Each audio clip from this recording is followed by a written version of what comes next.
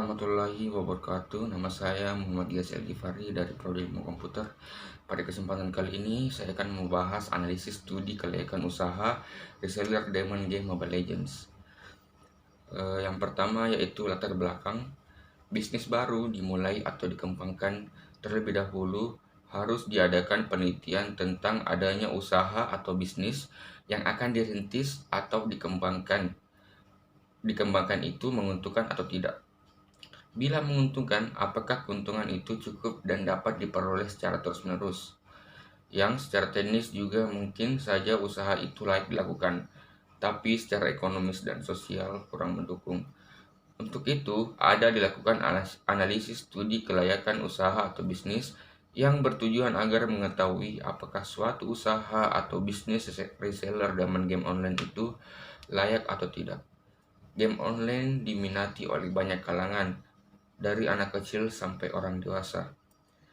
Pada makalah ini saya akan melakukan analisis usaha reseller Diamond Game Mobile Legends yang ditujukan kepada gamers.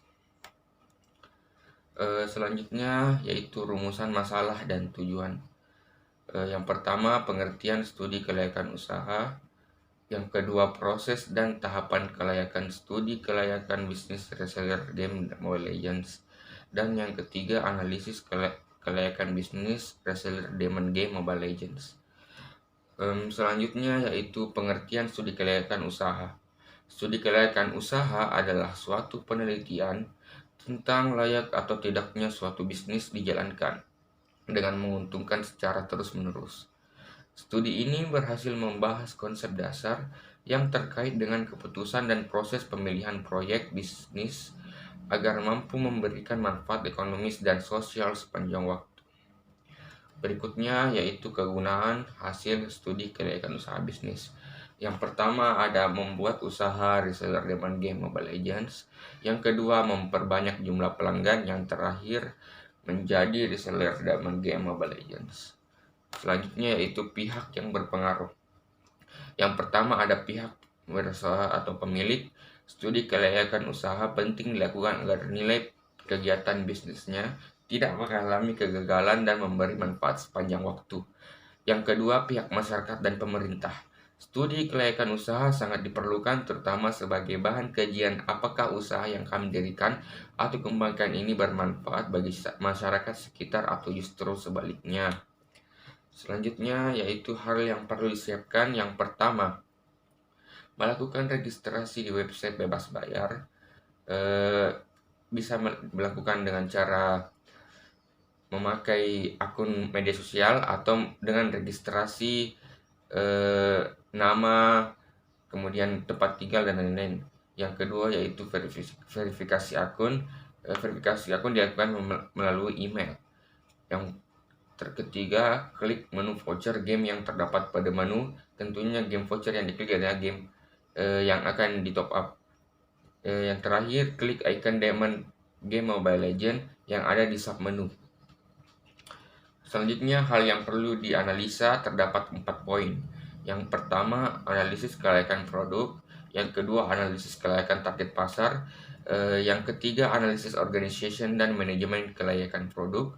Dan yang keempat, analisa kelayakan finansial. Saya akan menjelaskan dari analisa kelayakan produk. Pada bagian analisa kelayakan produk terdapat 4 poin. Yang pertama, target yang akan dituju. Produk kami ditujukan pada kalangan gamers. Kami akan memberikan pelayanan ramah kepada customer agar customer akan kembali membeli produk kami. Kami juga akan mengadakan event-event diskon setiap bulan agar mendapat customer baru. Poin kedua yaitu manfaat produk, yaitu dapat digunakan membeli item barang langka yang ada di game.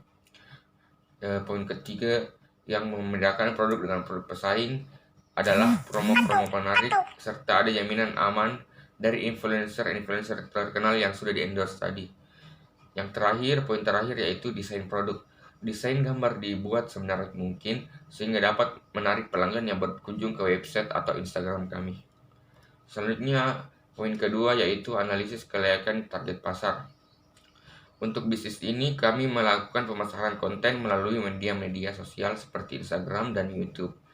melalui Instagram tersebut melakukan endorsement ke para influencer di bidang gaming agar lebih mudah mendapatkan target pasar, yaitu para gamers di Indonesia. Selanjutnya yaitu analisa organization dan manajemen kelayakan produk. Pada awal mula pembukaan usaha, kami tidak menggunakan karyawan. Namun, apabila usaha ini terus berkembang, maka karyawan yang dipekerjakan untuk menunjang kelancaran usaha ini adalah admin. Karyawan yang akan dipekerjakan adalah tenaga kerja yang ramah dan profesional agar dapat memberikan pelayanan yang baik kepada pelanggan, sehingga nantinya pelanggan dapat mendapatkan pelayanan yang memuaskan dan dari karyawan kami, sehingga pelanggan tersebut bisa membeli kembali produk kami. Poin terakhir yaitu analisa kelayakan finansial. Berikut adalah alat-alat yang dibutuhkan untuk mendukung usaha ini. Yang pertama, jaringan internet tentunya. Yang kedua, handphone. Yang ketiga, laptop. Adapun biaya awalnya hanya dari pembayaran internet sekitar 200.000 per bulan. Selain itu tidak lagi tambahan biaya karena alat berupa handphone, laptop tersebut sudah ada. Selanjutnya media promosi yang digunakan yaitu Instagram dan YouTube. Kami mempromosikan jasa kami dengan cara endorsement ke para influencer di bidang gaming agar lebih mudah mendapatkan target pasar.